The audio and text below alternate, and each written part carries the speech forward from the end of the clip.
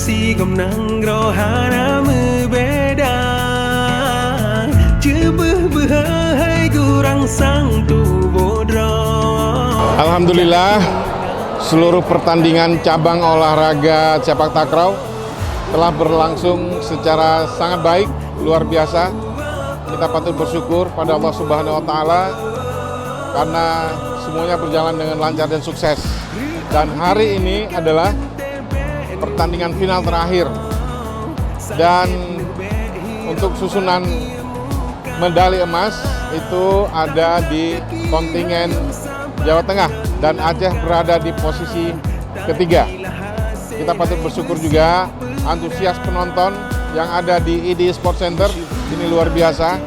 Ini menunjukkan bahwa dukungan masyarakat dan khususnya juga dukungan dari pemerintah daerah Kabupaten Aceh Timur, khususnya Forkopimda, ada Pak Kajari, Pak Kapolres, dan Pak Dandim, dan seluruh unsur pimpinan OPD dari Kabupaten Aceh Timur mengucapkan syukur alhamdulillah event Pekan Olahraga Nasional dalam hal ini Aceh Timur yang ditugaskan untuk melaksanakan sepak takraw berlangsung dengan sukses.